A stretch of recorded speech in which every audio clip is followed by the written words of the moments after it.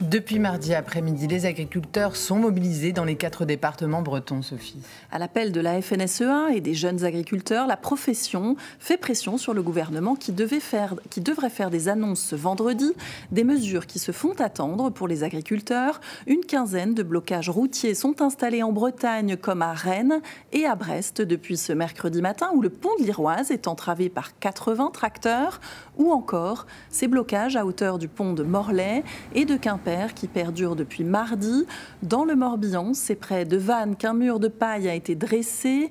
À Guingamp, les agriculteurs ont mis en place 2 blocages. Malgré la rencontre des représentants syndicaux avec le Premier ministre, le mouvement s'apprête à prendre une nouvelle dimension avec la manifestation prévue à Rennes ce jeudi par la Coordination rurale, 2e syndicat agricole français.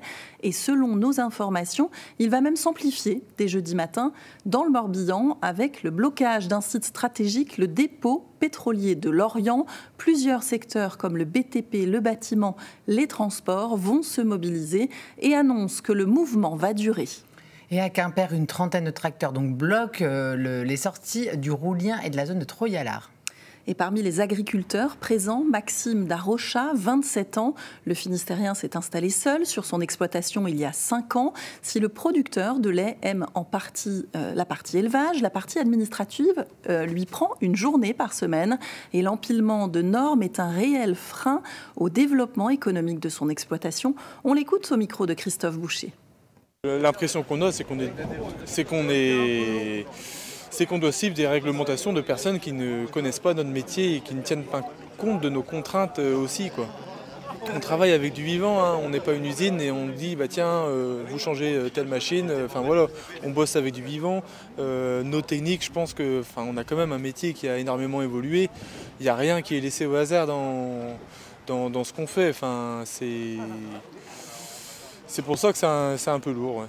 Personne n'accepterait de travailler comme on fait juste parce que c'est son travail. C'est vraiment un métier de passion.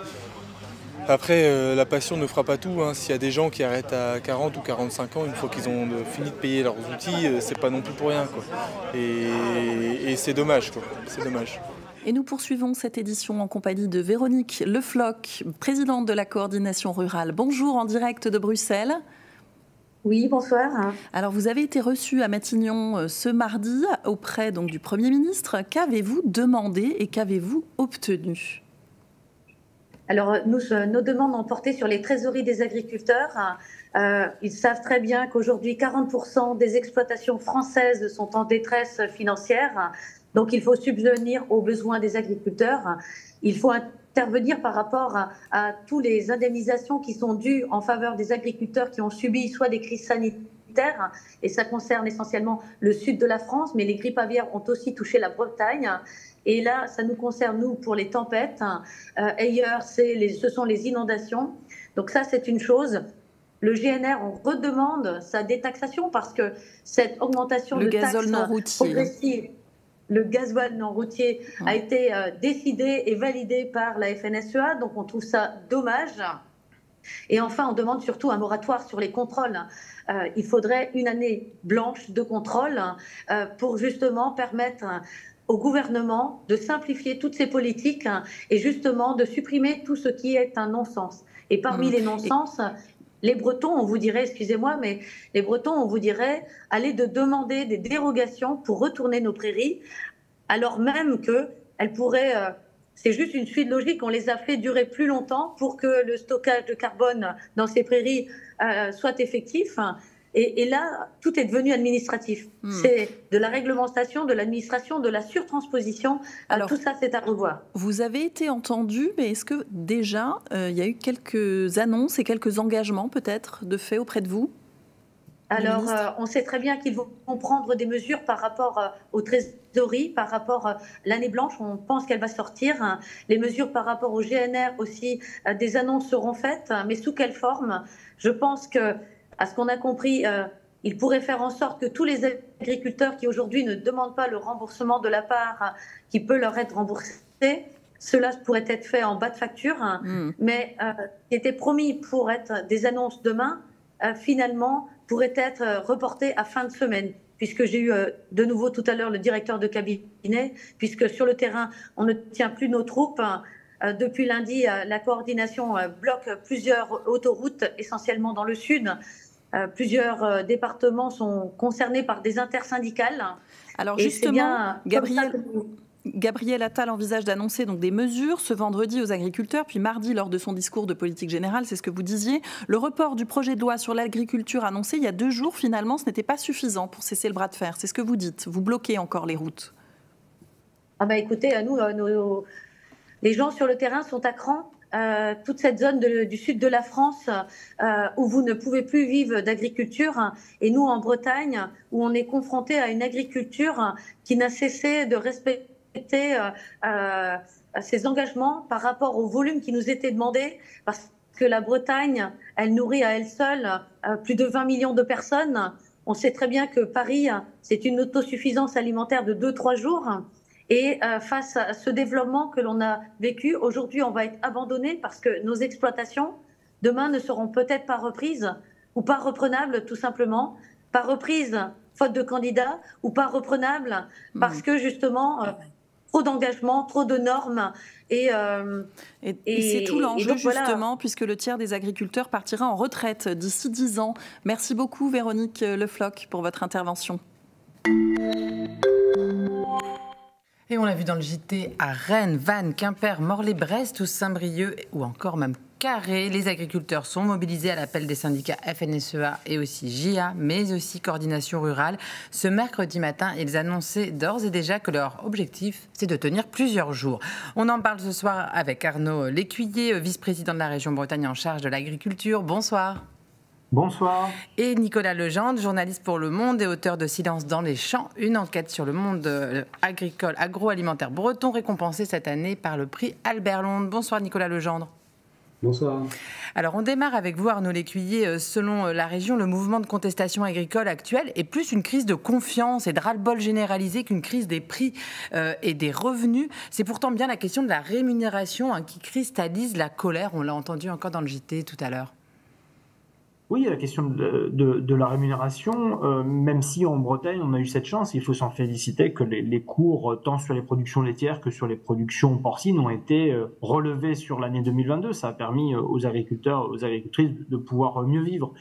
Mais ce que l'on voit lorsque l'on va sur les manifestations, j'y étais encore moi cet après-midi en Côte d'Armor, c'est une colère qui est beaucoup plus ancienne, qui est beaucoup plus profonde et qui en fait répond à 2 questions. Est-ce que l'on accepte en France, en Bretagne, que pour se nourrir, il faut produire? Et la deuxième question, c'est qui nous nourrit? Et je pense qu'une fois on se penche sur ce sujet-là, qu'on arrive à répondre à ces questions, eh bien finalement, on pourra aussi peut-être redonner du sens à notre agriculture.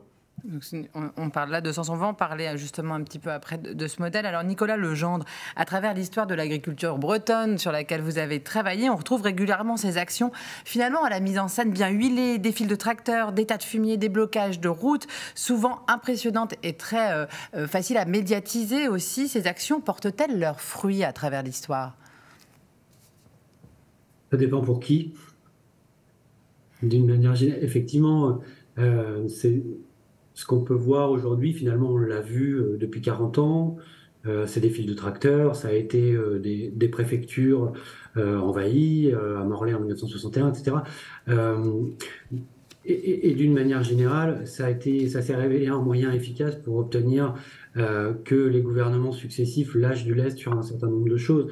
La question, c'est est-ce que les revendications qui sont portées par les représentants, par la FNSEA, en l'occurrence du monde paysan, correspondent vraiment aux intérêts de la base paysanne? Et dans quelle mesure on n'a pas tout ou partie à faire aussi à une instrumentalisation de colère paysanne qui peuvent être liées à des problématiques réelles.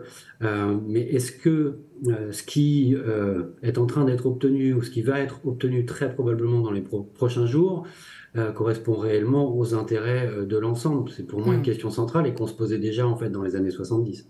Alors Arnaud Lécuyer, la région rappelle qu'il faut produire pour nourrir et pas produire pour produire. C'est ce que vous nous disiez tout à l'heure en introduction. Vous soulevez ici la question finalement du modèle agricole dont on parlait Nicolas Legendre. Celui qui s'est imposé en Bretagne après la Seconde Guerre mondiale serait donc celui qui produit pour produire?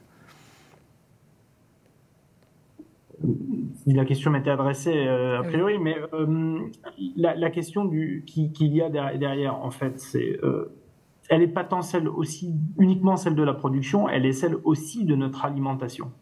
Et ce qui se joue finalement un petit peu là dans ces quelques jours, dans ces quelques semaines, et qui ressort assez fortement partout en France, c'est est-ce que l'on accepte ou pas que nous puissions délocaliser toute ou partie de notre alimentation.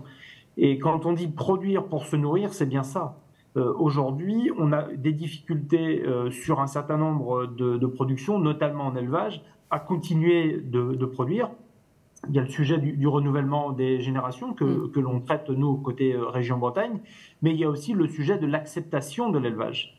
Est-ce qu'on accepte aujourd'hui que pour manger un steak, il faut une étable? Est-ce qu'on accepte que pour manger une côte de porc, il faut une porcherie? Est-ce que l'on accepte que pour manger des légumes, il nous faut des serres? Ça, aujourd'hui, c'est ce qu'il y a derrière ce mouvement-là aussi. Et je pense que ça, il faut clairement l'entendre. Et sur l'intervention qui vient d'être faite par Nicolas Legendre, sur finalement les résultats, est-ce qu'il faut en passer par des actes comme ceux que nous voyons, comme les mouvements, les manifestations? Moi, je vais vous prendre deux exemples. Les MAEC, les mesures agro-environnementales et climatiques, qui vont pleinement dans le sens de la transition agroécologique. Cela fait des mois qu'en Bretagne, nous réclamons le financement complet de ces MAEC. Bien, figurez-vous que, je ne vais pas dire comme par enchantement, mais on nous annonce hier que la totalité des MAEC sera pourvue et seront dotées. Moi, je crois qu'on aurait pu se passer de ces mois de guéguerre, à savoir qui devait financer. Aujourd'hui, on a obtenu gain de cause. Et le deuxième sujet, c'est la tempête Ciarán, où on nous annonçait que les aides n'iraient pas à tous les agriculteurs qui l'avaient demandé, et qui, aujourd'hui, comme par enchantement, l'ensemble des dégâts vont être indemnisés. Vous voyez, c'est ce genre d'exaspération aussi qui s'entend dans les manifestations. Alors Nicolas Legendre, dans votre enquête Silence dans les champs, vous décryptez aussi justement ce modèle agricole productiviste qui mène au désespoir des agriculteurs bretons, selon vous. Qu'est-ce que cette crise nous dit justement de l'état de ce modèle ? C'est un modèle qui connaît plusieurs impasses et depuis maintenant longtemps, en termes social, en termes économiques, en termes environnementaux aussi. C'est un modèle dont on dit qu'il a évolué. Il est certain qu'il a évolué à la marge, mais en fait, il n'a pas été transformé. Et si on regarde un certain nombre d'indicateurs qui sont l'âge, par exemple, moyen des exploitants, qui sont aussi le taux d'endettement, mais on pourrait regarder certains indicateurs du côté du GIEC aussi. Ce qui va être nécessaire de faire globalement, pas qu'en Bretagne, en termes d'émissions de gaz à effet de serre et en termes de modification des pratiques pour enrayer l'effondrement de la biodiversité. Si on regarde tous ces indicateurs, ce ne sont pas des évolutions qu'il faut mener des transitions, c'est des transformations. À mon avis, aujourd'hui, je termine rapidement, c'est aussi le résultat de décennies de en même temps ou de non-décision collective, donc de nos élus, mais pas uniquement. C'est-à-dire que à force de ne pas avoir engagé des transformations profondes, oui, on fait que nos paysans se retrouvent entre le marteau et l'enclume. Entre le marteau d'une injonction à produire toujours plus, à faire des volumes, etc., notamment pour nourrir une balance commerciale, et l'enclume de la nécessité de préserver le vivant et de préserver le milieu. On nous dit toutes les agricultures doivent cohabiter, etc. Donc c'est le choix du en même temps, mais à mon sens, la réalité et les indicateurs nous montrent que ce en même temps, dans les faits, n'est pas tenable. Alors justement, André Sergent, président de la Chambre d'agriculture de Bretagne, rappelait cette semaine que 40% des nouvelles installations se font en bio dans la région, malgré le recul de la consommation. C'est un signal de changement sociétal important finalement en Bretagne, Nicolas Legendre ? C'est un signe, effectivement, pas anodin. Ceci dit, le bio est à 10% environ, qu'on parle en surface ou en nombre de fermes, sauf erreur de ma part. Donc c'est encore très, très minoritaire. Et en fait, cette idée qu'il reste à 10% convient très bien à un certain nombre d'acteurs de la profession, de l'agro-industrie. Là encore, et tant qu'on considérera le bio comme un marché, comme un autre, finalement, il sera destiné à rester une niche. Et là, si on élargit, la question, encore une fois, c'est qu'est-ce qu'on veut faire? Qu'est-ce qu'on veut faire comme agriculture? Comment on veut se nourrir? Quelle alimentation et à quelle échéance? Alors on avance un petit peu parce qu'il reste peu de temps. Les élections européennes ont lieu en juin prochain, comme vous le savez. Alors à moins de 6 mois de l'échéance, cette crise peut servir de levier politique. On pense ici au Rassemblement national qui s'est pas mal invité aux côtés des manifestants du sud de la France. Arnaud Lécuyer, qu'en pensez-vous ?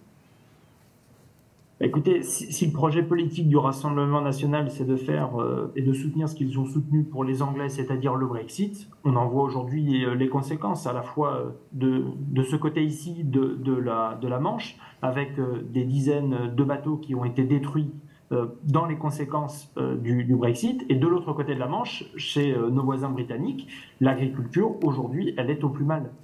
Et donc, moi, quand j'entends le Rassemblement national, son leader qui, semble-t-il, découvre la Bretagne et par opportunisme vient sur le port de Lorient essayer de faire son marché électoral, moi, quand je le renvoie à ça, je le renvoie à quelle Europe lui il souhaite, puisqu'il souhaitait d'ailleurs en sortir. Et je pense qu'aujourd'hui, quand je discute avec, que ce soit avec les pêcheurs ou avec les agriculteurs, finalement, ils ont conscience que l'Union européenne, c'est aussi une chance. C'est certes un marché, hein, il y a 455 millions d'Européennes, d'Européens à nourrir. Ce sont aussi des règles communes que l'on aimerait d'ailleurs voir respectées non seulement partout en Europe, mais également aux sujets qui sont ceux de l'importation. Et je pense que si on veut aussi réenchanter le projet européen, faire en sorte que les gens y croient, à cette Europe, ben ça passe aussi par une nouvelle politique agricole, alimentaire, qui soit capable d'accompagner les changements agricoles, qui soit aussi capable de préserver en cas de crise, et qui soit aussi capable de fournir à chacun une alimentation pour tous les jours. Parce qu'aujourd'hui, on le voit bien, notre politique agricole commune actuelle, elle nous emmène dans une impasse parce qu'elle ne permet pas de répondre à toutes ces questions. Alors justement, sur le revenu des agriculteurs, la Confédération paysanne et le mouvement de défense des exploitants familiaux, des syndicats minoritaires, pourraient rejoindre aussi le mouvement, alors qu'ils ne sont pas en phase philosophiquement avec la FNSEA et les JA. Ça veut dire que le revenu agricole, il est le dénominateur commun entre ces syndicats. Nicolas Legendre, s'il y a une union des syndicats dans ce mouvement, justement, c'est un mouvement qui pourrait prendre une tournure assez inédite en Bretagne? Je ne sais pas, honnêtement, aucune idée. Moi, je ne veux pas faire de prévision parce que ça peut s'arrêter dans une semaine et puis ça peut durer plus longtemps.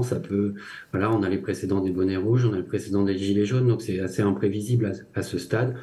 En revanche, oui, effectivement, le revenu est très certainement le dénominateur commun parce que l'une des constantes qu'on peut voir dans le monde agricole depuis 30 ou 40 ans, c'est l'écrasement des prix, en fait, à la faveur, globalement, de la grande distribution et d'un certain nombre d'acteurs intermédiaires.